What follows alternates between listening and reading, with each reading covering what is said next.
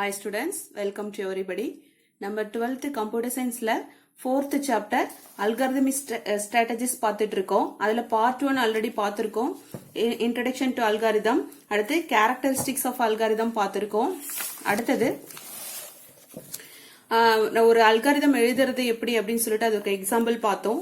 Next அல்காரிதம்க்கும் ப்ரோக்ராம்க்கு என்ன difference இந்த டாபிக்லாம் already பார்த்திருக்கோம். இப்ப அடுத்து நம்ம பார்க்க போறது என்ன அப்படின்னா அனாலிசிஸ் ஆஃப் அல்காரிதம். இன்னைக்கு பார்க்க போற டாபிக் வந்து analysis of algorithm. Analysis of அல்காரிதம்னா நெறிமுறையின் பகுப்பாய்வு. நெறிமுறை அல்காரிதம்னா நெறிமுறையின் பகுப்பாய்வு. Computer resources are limited. Computer resources are லிமிடெட்னா கணினி வளங்கள்லாம் வந்து நமக்கு வந்து கம்மியா தான் இருக்கு, லிமிட்டா தான் இருக்கு, இதை மட்டும் தான் யூஸ் பண்ணிக்கணும், அப்படிதான் இருக்கு. Efficiency of an algorithm is defined by the utilization of time and space complexity. அப்படின்னா என்னன்னா நமக்கு கொடுக்கப்பட்ட நேரத்துக்குள்ள குறைஞ்ச மெமரி ஸ்பேஸ் தான் கொடுப்பாங்க. அந்த மெமரி ஸ்பேஸ்க்குள்ள கொடுக்கற நேரத்துக்குள்ள நம்ம எப்படி வந்து கொடுக்கற வேலையை செஞ்சு முடிக்க முடியும், அந்த குறைந்த நேரத்துல குறைந்த ஸ்பேஸை வச்சு எப்படி வந்து இந்த வேலையை செஞ்சு முடிக்க முடியும்னு எழுதுற அந்த அல்காரிதம் தான். அப்படி பகுப்பாய்வு செய்யணும், அனலைஸ் பண்ணணும். இந்த அல்காரிதம் அந்த மாதிரி நம்ம கொடுத்திருக்க ஸ்பேஸுக்கும் டைமுக்கும் செட் ஆகுமா, அதுக்குள்ள இந்த ஒர்க்கை முடிக்க முடியுமா அப்படின்னு சொல்லி நம்ம பார்க்கணும். அதுதான் வந்து அனலைசிஸ். ஓகே, அதுல என்னென்ன நம்ம பார்க்க போறோம் அப்படின்னா ஸ்பேஸ் காம்ப்ளெக்சிட்டி, டைம் காம்ப்ளெக்சிட்டி பார்ப்போம். ஏன்னா நேர சிக்கல் இட சிக்கல்னு சொல்லுவோம். ஏன்னா டைமும் நமக்கு சீக்கிரமா ஒர்க் முடியணும், பிளஸ் வந்து மெமரி ஸ்பேஸ் கம்மியா இருக்கிறதுல நம்ம யூஸ் பண்ணணும் அப்படின்னு சொல்லி அதெல்லாம் பார்ப்போம். ஓகேவா? Analysis of an algorithm usually deals with the running and execution time of various operations involved. அனாலிசிஸ்னா என்ன? Running and execution time of various operations involve. அப்ப ஒரு வேலை நடக்குது அப்படின்னா, ஒரு ப்ராசஸ் நடக்குது அப்படின்னா அதனுடைய எக்ஸிகியூட்டிவ் டைம் வந்து நம்ம கால்குலேட் பண்ணணும். The running time of an operation is calculated as how many program instruction executed per operation. ஒரு ஆபரேஷனுக்கு எத்தனை ப்ரோக்ராம் இன்ஸ்ட்ரக்ஷன் வந்து நம்மளால வந்து எக்ஸிக்யூட் பண்ண முடியுது அப்படிங்கறத கணக்கு பார்க்கணும். இதுதான் வந்து அனாலிசிஸ். நம்ம எழுதக்கூடிய அல்காரிதம் வந்து அப்படி இருக்கணும். ஏன்னா இந்த டைம்குள்ள இந்த ஒர்க்கை முடிக்கிற மாதிரி நம்ம எழுதக்கூடிய அல்காரிதம் இருக்கணும். அதுதான் அனாலிசிஸ். அனாலிசிஸ்னா நம்ம பகுப்பாயிரம், இது முடியுமா, இதை செய்ய முடியுமா இதுக்குள்ள அப்படின்னு. Analysis of algorithm and performance evaluation can be divided into 2 different phases. ரெண்டு இதா பிரிக்கிறோம். இந்த அனாலிசிஸை 2 முறையா பிரிக்கிறோம். எப்படி அனலைஸ் பண்றோம் அப்படின்னா, ப்ரியர் எஸ்டிமேட்ஸ் ஒன்னு, போஸ்டீரியர் டெஸ்டிங் ஒன்னு. ப்ரியர் எஸ்டிமேட்னா முன்னறி சோதனை ஒன்னு, பின்னிய சோதனை ஒண்ணு. முன்னாடியே ஒண்ணு எஸ்டிமேட் பண்ணி பாக்குறோம், அடுத்து லாஸ்டா ஒண்ணு டெஸ்ட் பண்ணி பாக்குறோம். ரெண்டுமே டெஸ்டிங் தான். இது வந்து முடியுமா அப்படின்னு பாக்குறது. This is a theoretical performance analysis of an algorithm. Efficiency of an algorithm is measured by assuming the external factors. நம்ம என்ன பண்றோம், இதை வச்சு இதை செய்ய முடியுமா அப்படின்னு முன்னாடியே நம்ம யோசிக்கிறது. தியரிட்டிக்கல் பெர்ஃபார்மன்ஸ் அப்படின்னாவே அதை வந்து எக்ஸிக்யூட் பண்ணிலாம் பாக்குறதுல நம்மளா திங்க் பண்ணி இது சரியா வருமா அப்படின்னு, அதுதான் முன்னறி சோதனைங்கிறது, ப்ரீயர் எஸ்டிமேட்ஸ். அடுத்து போஸ்டீரியர் டெஸ்டிங் அப்படிங்கிறது, this is called performance measurement. Performance மெஷர்மெண்ட்னா நம்மளோட அந்த ப்ராசஸ் நடக்கும் போது நம்ம வந்து எக்ஸிக்யூட் பண்ணும்போது அது கரெக்டா அமையுதா அப்படின்னு பாக்குறதா பெர்ஃபார்மன்ஸ் மெஷர்மெண்ட்.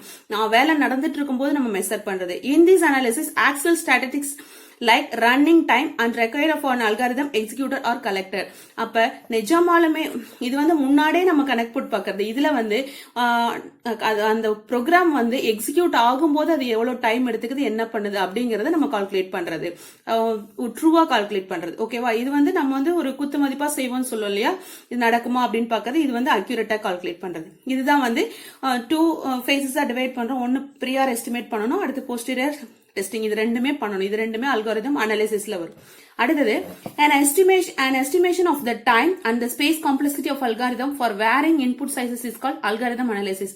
அப்ப வேற இன்புட் கொடுத்தாலும் அந்த டைம்குள்ளே முடிக்கணும். அதுதான் வந்து டைம் அண்ட் ஸ்பேஸ் காம்ப்ளெக்சிட்டின்னு சொல்லுவோம். டைம் அண்ட் ஸ்பேஸ் காம்ப்ளெக்சிட்டி நேர சிக்கல் இட சிக்கல்னு சொல்லுவோம். அந்த எவ்வளவு பெரிய வேல்யூ கொடுத்தாலும் அந்த டைம்குள்ள முடிக்கணும், அந்த ஸ்பேஸை வச்சே முடிக்கணும். அதுதான் வந்து டைம் அண்ட் ஸ்பேஸ் காம்ப்ளெக்சிட்டி சொல்லுவோம். அதுதான் வந்து அல்காரிதம் அனாலிசிஸ். இன்புட் வேரி ஆகும் போது, இப்ப ஒரு மல்டிபிளிகேஷன் பை 2 அப்படின்னு கொடுக்கும்போது, மல்டிபிளிகேஷன் ஆஃப் 2500 கொடுக்கும்போது நம்மளால வந்து அதே டைம்குள்ள அதே ஸ்பேஸோட நம்ம செய்ய முடியணும் இல்லையா, அந்த மாதிரி இருக்கணும். அதுதான் அது.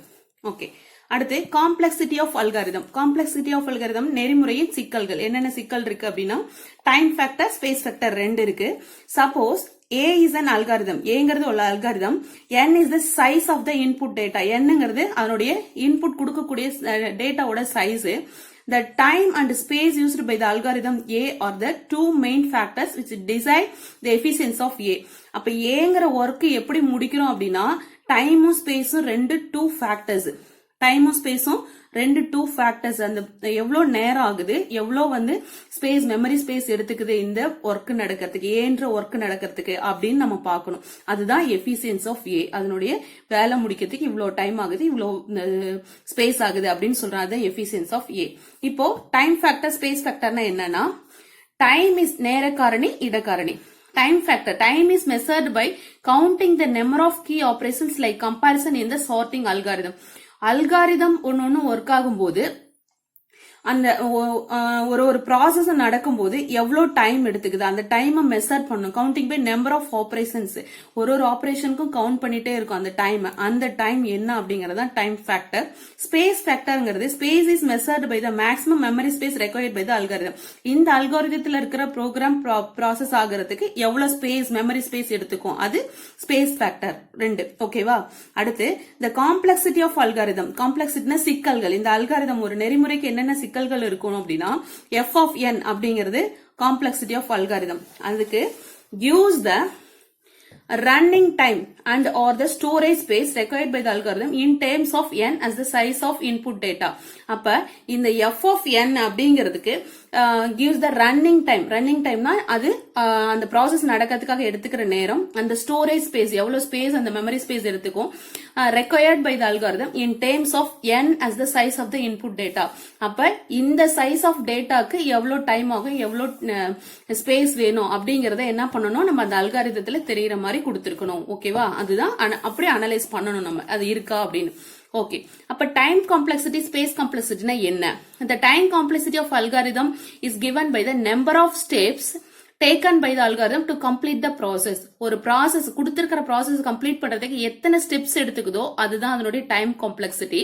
ஸ்பேஸ் காம்ப்ளெக்சிட்டி அப்படிங்கிறது of an algorithm is the amount of memory required to run its completion. அந்த ப்ராசஸ் கம்ப்ளீட் ஆகிறதுக்கு எவ்வளவு மெமரி ரெக்வயர்ட் ஆகுது, எவ்வளவு மெமரி தேவைப்படுது, அதுதான் வந்து space complexity. The space required by an algorithm is equal to the sum of following two components. அப்ப space complexity எதை பொறுத்து அமையும்னா a fixed part and variable part ரெண்டு இருக்கு. fixed part and variable part ரெண்டு இருக்கு. Fixed part is defined as the total space required to store certain data and variables for an algorithm. Fixed part அப்படிங்கிறது மொத்தமா அந்த ப்ரோக்ராம்க்கு use ஆகிற எல்லா டேட்டாஸையும் store பண்றதுக்கான space. For example simple variables and constants used in an algorithm. அப்ப ஸ்டாண்டர்டா எதுவுமே மாறாது, மாறாம இருக்க சிம்பிள் வேரியபிளுக்கு ஒரு டேட்டா கொடுப்போம் இல்லையா, அது கான்ஸ்டன்ட்னா மாறவே மாறாது. இது எல்லாமே இருக்கிறது பிக்சட் பார்ட்ல வரும், நிலையான பகுதி. அதுவே வேரியபிள் பார்ட் மாறும் பகுதி அப்படின்னா variable part is defined as the total space required by the variables which sizes depends on the problem and its iteration. இப்ப லூப்ல கொடுக்கும்போது ஒரு ஐட்ரேஷனுக்கும் அந்த இது மாறும், அந்த வேல்யூ வந்து மாறிக்கிட்டே வரும். For example recursion used to calculate factorial of a given value of n. factorial calculate பண்றதுக்கு இப்போ 5 factorial எப்படின்னா 1 into 2 into 3 into 4 into 5 ன்னு அர்த்தம். அப்ப ஒரு ஐட்ரேஷனுக்கும் ஃபர்ஸ்ட் ஐட்ரேஷன்ல 1 into 2 பண்ணும், செகண்ட் ஐட்ரேஷன்ல 2 into 3 பண்ணும், தேர்ட் ஐட்ரேஷன்ல இந்த 6 into 4 பண்ணும், ஃபோர்த் ஐட்ரேஷன்ல 24 into 5 பண்ணும் இல்லையா. இந்த மாதிரி ஒரு ஐட்ரேஷனுக்கும் மாறிக்கிட்டே இருக்கும். அந்த மாதிரி மாறும் போதும் அந்த ஸ்பேஸ் வந்து எவ்வளவு எடுத்துக்குது, அந்த nth ஒரு வேல்யூ கால்குலேட் பண்றதுக்கு எவ்வளவு ஸ்பேஸ் எடுத்துக்குது, இது வேரியபிள் பார்ட். இது வந்து ஒரு ஐட்ரேஷனுக்கு மாறும். பிக்சட் பார்ட்ங்கிறது ஒரே வேல்யூ கொடுக்குறோம், அதுக்கான அவுட்புட் வருது, அது பிக்சட் பார்ட். வேரியபிள் பார்ட்ங்கிறது ஒரு தடவையும் இன்புட் மாறிக்கிட்டே இருக்கும், அதனுடைய அவுட்புட்டும் மாறிக்கிட்டே வரும்.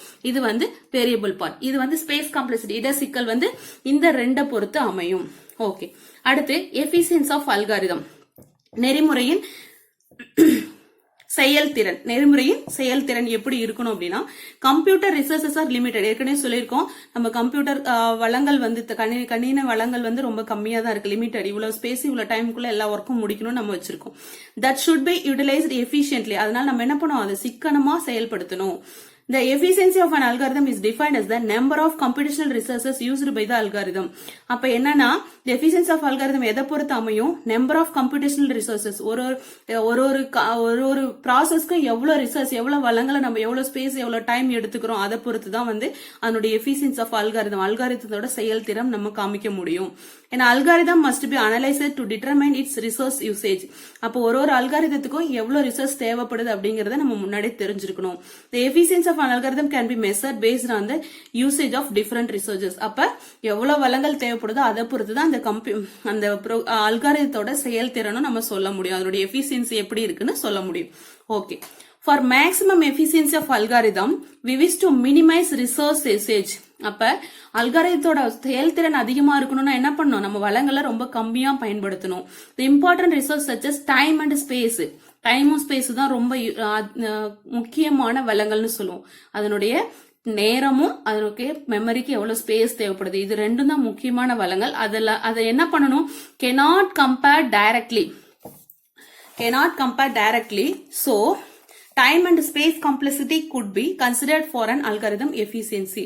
அப்ப என்ன பண்ணணும், அது ரெண்டையுமே குறைக்கணும். எதுவுமே அதிகமா போகாம, டைமும் அதிகமாக கூடாது, ஸ்பேஸும் ரொம்ப அதிகமா எடுத்துக்க கூடாது. அப்படி இருக்கிற மாதிரி ஒரு அல்காரிதத்தை எழுதினா மட்டும்தான் அது எஃபிஷியன்சியா இருக்கும். ஓகேவா? Next, method for determining efficiency, செயல்திறனை தீர்மானிக்கும் வழிமுறை. என்னென்ன மெத்தட்ஸ், ஒரு அல்காரிதம் எஃபிஷியன்டா ஒரு செயல்திறன் மிக்கதா இருக்கணும் அப்படின்னா என்னென்ன மெத்தட் ஃபாலோ பண்ணணும்னா, the efficiency of an algorithm depends on how efficiently it uses time and memory space. அப்ப டைமையும் மெமரியும் எப்படி யூஸ் பண்றோமோ அதை பொறுத்து தான் அதனுடைய எஃபிஷியன்சி இருக்கும். the time efficiency of an algorithm is measured by different factors. நிறைய ஃபேக்டர்ஸ் மூலமா அந்த டைமை நம்ம எஃபிஷியன்டா வச்சுக்க முடியும். For example, right a program for a defined algorithm, execute it by using any programming language and measure the total time it takes to run. The execution time that you measure in this case would depend on the number of factors such as. இப்போ நம்ம ஒரு programming லாங்குவேஜுக்கு ஒரு algorithm எழுதுறோம், அந்த அல்காரிதத்துல எந்த programming லாங்குவேஜ்ல அந்த அல்காரிதத்தை யூஸ் பண்ணாலும் அந்த டைமும் ஸ்பேஸும் அந்த கரெக்டா மட்டும்தான் யூஸ் ஆகணும். ஒரு ப்ரோக்ராமிங் லாங்குவேஜ்ல அதிகமா டைமும் ஸ்பேஸும் எடுத்துக்கிட்டு இன்னொரு ப்ரோக்ராமிங் லாங்குவேஜ்ல கம்மியா எடுத்துட்டு இருக்கக்கூடாது. என்ன பண்ணணும், எனி ப்ரோக்ராமிங் லாங்குவேஜா இருந்தாலும் the total time it takes to run ஒரே மாதிரி இருக்கணும். the execution time you measure in this case would depend on எதை பொறுத்து அமையணும் அப்படின்னா speed of the மெஷினோட ஸ்பீட் எப்படி இருக்கு, compiler and other system software tools, compiler ஃபாஸ்டா ஒர்க் ஆகுதா, சாஃப்ட்வேர் டூல்ஸ் எல்லாம் கரெக்டா இருக்கா, அடுத்து ஆப்ரேட்டிங் சிஸ்டம் நல்ல எஃபிஷியன்ட் ஆப்ரேட்டிங் சிஸ்டம் யூஸ் பண்ணாதான் கொஞ்சம் ஃபாஸ்டா இருக்கும். அடுத்து ப்ரோக்ராமிங் லாங்குவேஜ், நம்ம யூஸ் பண்ற ப்ரோக்ராமிங் லாங்குவேஜும் ஃபாஸ்டா ஒர்க் ஆகிற மாதிரி இருக்கணும். ரொம்ப ஓல்டு எல்லாம் யூஸ் பண்ணோம்னா கொஞ்சம் நமக்கு டைம் எடுத்துக்கும். ஓகே, அடுத்து volume of data required. Volume of டேட்டானா எவ்வளவு அளவு டேட்டா கொடுக்கறோம், அது கொடுக்கறத பொறுத்தும் இந்த ஸ்பீடு குறையும். சோ இந்த டைம் எல்லாம் இதை பொறுத்து தான் அமையும். மெஷினும் ஸ்பீடா இருக்கணும், கம்பைலர் ஃபாஸ்டா இருக்கணும், சாஃப்ட்வேர் டூல்ஸ் நல்லதா இருக்கணும், ஆப்ரேட்டிங் சிஸ்டம் பெஸ்டா இருக்கணும், ப்ரோக்ராமிங் லாங்குவேஜும் பெஸ்டா செலக்ட் பண்ணணும். டேட்டாவும் வால்யூம் ஆஃப் டேட்டா நமக்கு எவ்வளவு கம்மியா கொடுக்க முடியுமோ அந்த அளவுக்கு கொடுக்கணும். இப்படி எல்லாம் இருந்தா மட்டும்தான் நமக்கு டைம் எஃபிஷியன்சி, அந்த நேரத்தை கரெக்டா பயன்படுத்த முடியும், இல்லனா அதிக டைம் தான் ஆகும். ஓகேவா? அடுத்தது, however to determine how efficiently an algorithm solves a given problem you would like to determine how the execution time is affected by the nature of the algorithm. அதே போல இத பொறுத்து அமையும், அது இல்லாம நேச்சர் இயற்கையினாலேயும் பாதிக்கப்படலாம். therefore we need to develop fundamental laws that determine the efficiency of a program in terms of nature of underlying algorithm. அப்ப நேச்சர்னால எந்த பாதிப்பும் வராத மாதிரி நம்ம அல்காரிதம் எழுதணும். ஓகேவா? Next, AOF designing algorithm is called algorithmic strategies. அப்ப ஒரு அல்காரிதத்தை டிசைன் பண்றதுதான் அல்காரிதமிக் ஸ்ட்ராட்டஜின்னு சொல்றோம். அந்த முறை, அல்காரிதத்தை டிசைன் பண்ற முறைக்கு பேர் தான் அல்காரிதமிக் ஸ்ட்ராட்டஜிஸ்னு டூ யூ நோல கொடுத்துருக்காங்க, ஞாபகம் வச்சுக்கோ, 1 மார்க்ல கேட்கலாம். அடுத்தது, ஸ்பேஸ் டைம் ட்ரேட் ஆஃப், இட நேர பரிமாற்றம். இடமும் நேரமும் எப்படி பரிமாறப்படுது, எப்படி ட்ரேட் ஆஃப் பண்ணுது. A space time or time memory trade-off is a way of solving in less time by using more storage space or by solving a given algorithm in very little space by spending more time. இப்ப எப்படி இருக்கு அப்படின்னா, AOF solving is in less time by more storage space. அப்ப கம்மியான நேரம் எடுத்துக்கிட்டு storage அதிகமா எடுத்துக்கும். or by solving a given algorithm in little space, கம்மியான ஸ்பேஸ் எடுத்துக்கிட்டு டைம் அதிகமா எடுத்துக்கும். ஒன்னு இது அதிகமா இருக்கும், இல்ல அது அதிகமா இருக்கும், அப்படிதான் அமையும், அந்த மாதிரி இருக்கும். இப்போ to solve a given programming problem many different algorithm may be used. ஒரு ப்ராப்ளத்தை சால்வ் பண்றதுக்கு வேற வேற மாதிரி அல்காரிதம் எழுதலாம், பயன்படுத்தலாம். So of these algorithms may be extremely time efficient and others extremely space efficient. ஒன்னு நேரம் கம்மியா இருக்கும், டைம் எஃபிஷியன்டா இருக்கும், ஒன்னு ஸ்பேஸ் எஃபிஷியன்டா இருக்கும். ரெண்டுமே எஃபிஷியன்டா இருக்கிறது கொஞ்சம் கஷ்டம். ஓகேவா? Time space trade off refers to situation where you can reduce the use of memory at the cost of slower program execution or reduce the running time at the cost of increased memory usage. இப்ப என்ன பண்ணலாம் அப்படின்னா, first situation என்ன situation வருது அப்படின்னா, reduce the use of memory at the cost of slower program execution. மெதுவா ஸ்லோவா பண்ற ப்ரோக்ராமுக்கு நம்ம மெமரியை ரெடியூஸ் பண்ண முடியும். Reduce the running time reduce பண்ணனா மெமரி யூசேஜ் வந்து அதிகமா ஆகும். ஓகேவா? இந்த மாதிரி தான் நமக்கு மேக்ஸிமம் அமையும். ரெண்டும் கரெக்டா அமையிறது ரொம்ப சிரமம். அப்ப பெஸ்ட் அல்காரிதம்னா எப்படி இருக்கணும்? Best algorithm to solve a given problem is one that requires less space in memory and takes less time to execute its instruction to generate output. ஆனா நம்மளால இது மாதிரி ஒன்னு ஸ்பேஸ் அதிகமா இருந்தா டைம் கம்மியா எடுத்துக்கும், டைம் அதிகமா இருந்தா ஸ்பேஸ் கம்மியா எடுத்துக்கும். ஏதோ ஒண்ணுதான் குறையும். ஆனா பெஸ்ட் அல்காரிதம் எப்படி இருக்கணும்?